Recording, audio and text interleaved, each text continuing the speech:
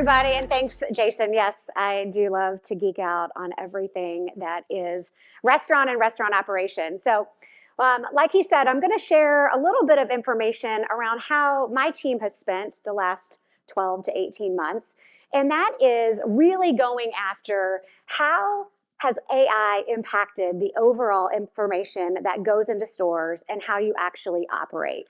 Are there bottlenecks as a result? Like, what's going on? So I thought I would share a little bit about that today with you.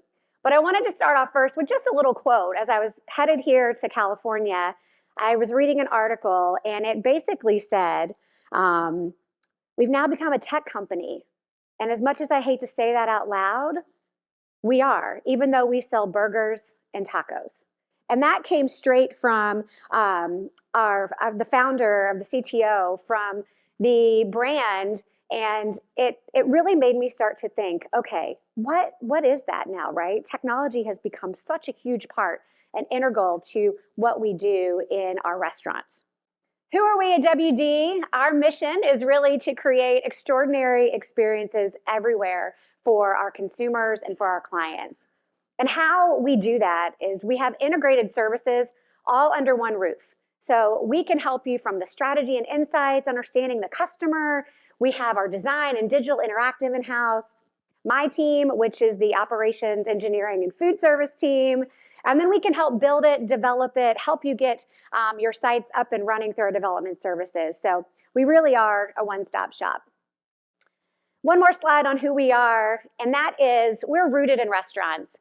WD, we've just celebrated our 55th year in the industry, and we've been lucky enough to work with some of the pioneers who've really been the early adopters of AI in the business.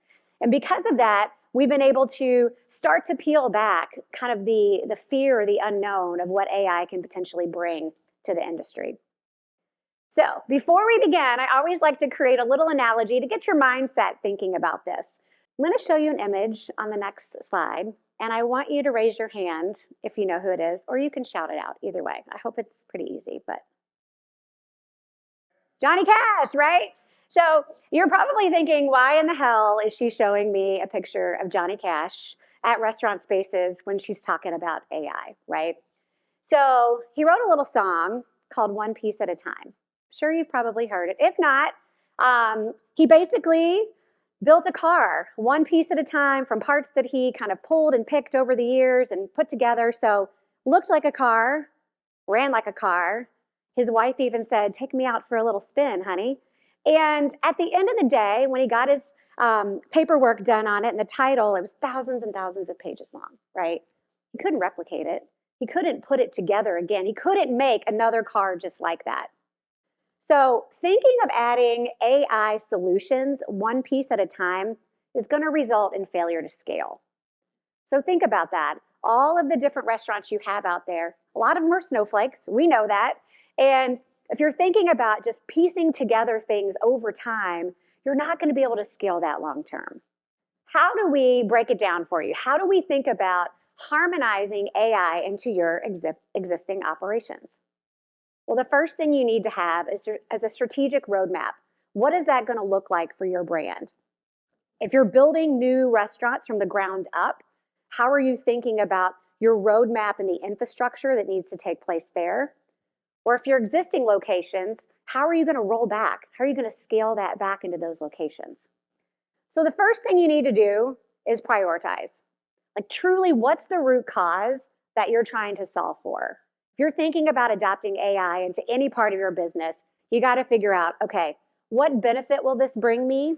And if I piece it together and I don't scale it, will it be something that I'll get my return on investment for in the future?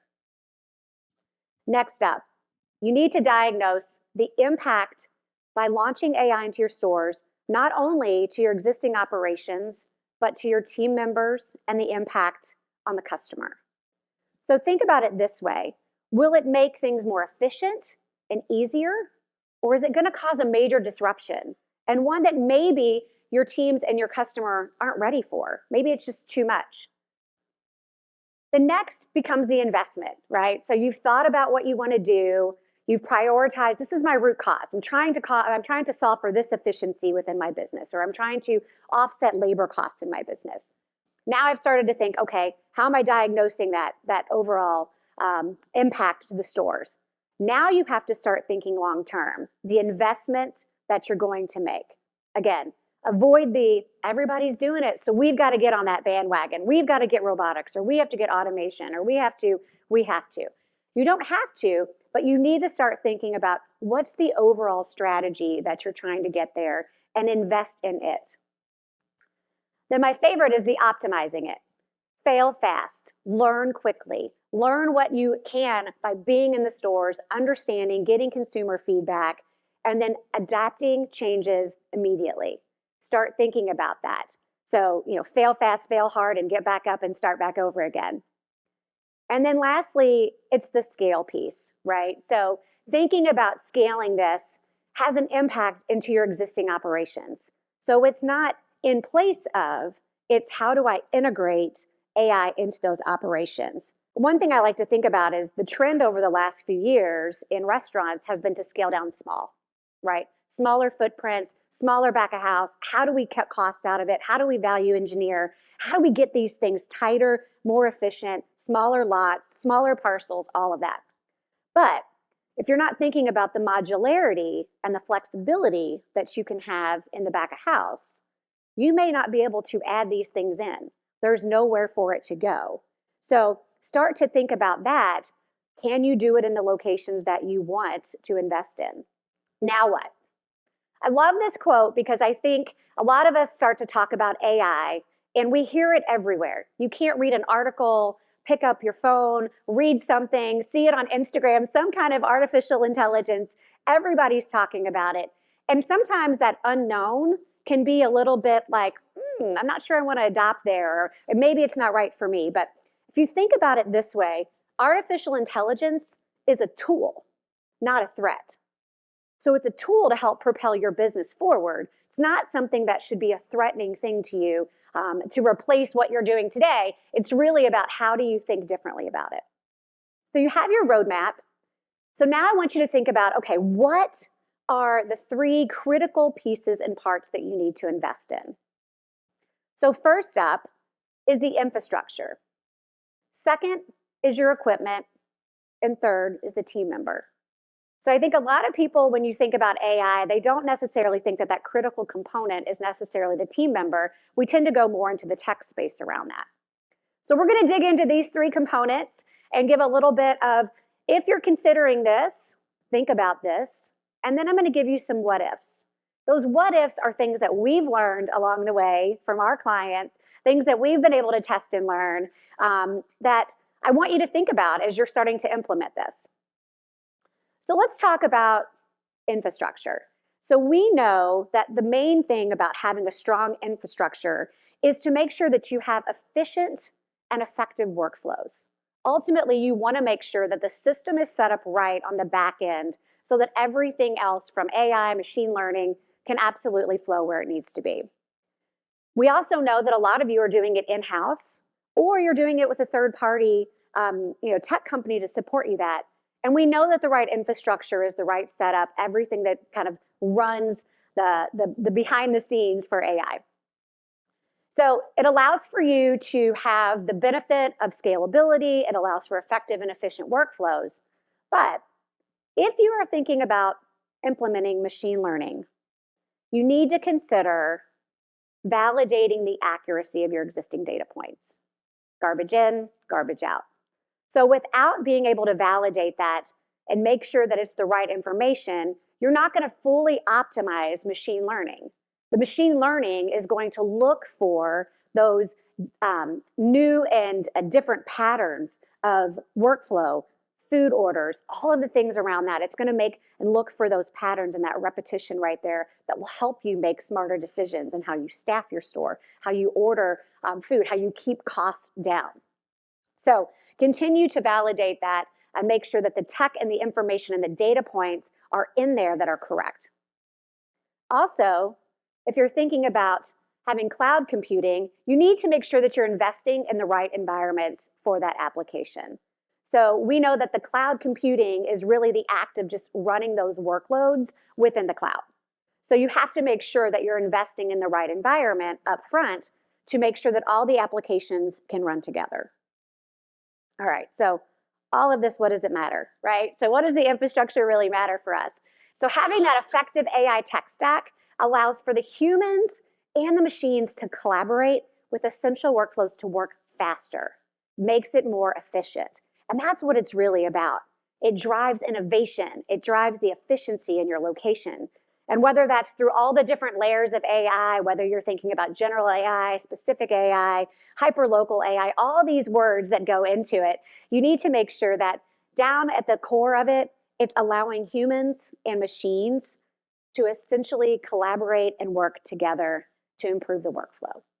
What if? We know that things aren't perfect. So we know that every single day you're met with completely different scenarios that pop up. Things happen, things go down, things break. But when you've rolled out AI, what happens if the equipment breaks? The digital orders and the kiosks go down.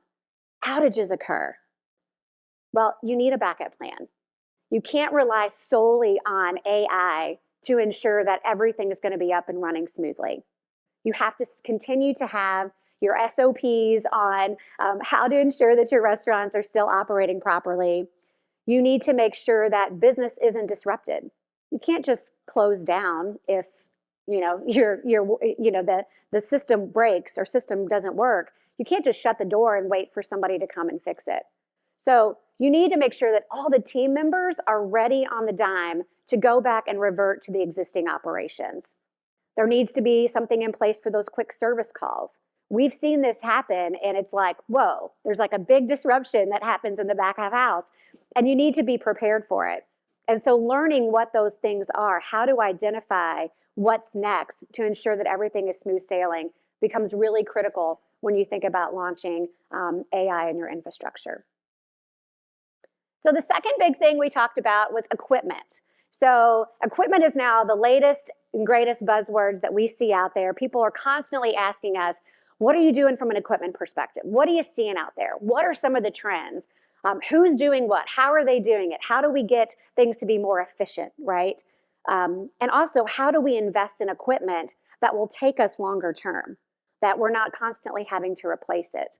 If we've scaled down our kitchen, we want equipment that does more, that it's more productive, right? We want to make sure that we're getting the best utilization out of that equipment as possible. When I think about the primary benefit of AI-driven equipment, it's to reduce your cost and increase throughput, right? We all want to increase throughput. We all want to do it at a lower cost. So we all want to be profitable at the end of the day on that. Robotics and automation built with machine learning will help with offsetting your labor costs. It helps with your food preparation, portion control, right? That's a huge one. There's portion control around that for expenses. Order accuracy, amongst other things. If you're considering robotics, you need to consider the overall space and modularity of your kitchens. So we've talked to clients, because they've scaled down so much, they don't have the space or the ability to add a flippy arm. They can't do anything because they're not able to put that into their existing equipment package. It won't work. There's not enough room. There's not space. If they take that in there, then maybe they've created the opportunity that now they can't do any LTOs because they don't have the flexibility and the modularity in there. So the flexibility is super important when you think about this, as well as automation. So with automation can be a game changer for your business, as long as it doesn't create additional bottlenecks that you're not thinking about. And when I talked to Jason about this, I said, one of the things we're seeing is, automation is really good and can be really efficient for your business. But we started to see this in place in some of our clients, and we're like, wait a minute, now we're seeing a bottleneck maybe at the drive-through, right? So they've got automated menu order boards. Orders are coming in, they're popping up on the KDS machine, and then the associates and the team members start to make the order. Where in the past, they heard it through the headset. As soon as the customer started to say whatever they wanted, things are going, they're hitting the grill, they're all ready to go, and your drive-through efficiency was really, really quick, right? Almost to the point where It's waiting on the customer to pull up into the drive-through queue. So we started to see this and we're like, well, wait a minute. How do we make sure that the automation isn't starting to create a backup or a bottleneck in other places within the business? So that's where we started to think about, all right, now we have to create this harmony between our AI and our existing operations so that it's not because of or instead of, it is they work together. So think about that as well, getting back in there, digging back, pulling back the layers to say, what's happening now? It's in there. We work in our team, we've got industrial engineers that go out there and, we help set things up. We look at time and motion studies, and then we go back and say, all right, is it working as it's planned? Are there new bottlenecks that are happening? Because they are. So there's things to think about. What if? So why equipment matters? Why equipment matters? It's integrating the robotics as well as the automation into the physical process to create operational success. That's what you want. Restaurants are great operators. That's what we do at our core, right? Our team members, we're rated. We know we have to get things efficient. We know that we want to run a tight ship. We want things to be where they need to be. So anything that we add in that could cause a disruption is always a little bit, we're humans. We always maybe read it with a little resistance or a little bit skeptical, but we know that incorporating that in will create operational success. Let's think about that what if, right? Because again, in our non-perfect world, we know that things happen, especially around equipment. Think about this. Your capacity standards might exceed in a certain day part what that automation was set up to do, right? You have an extra busy day part at lunch or an extra busy morning. What are you going to do? You can't just stop production and say, all right, sorry, we can't go any further on that. We need to think about how do you kind of flip on a dime to make sure that that production is also happening with your regular labor in the store. It can't just be all created with the automation. We know that what about when equipment malfunctions?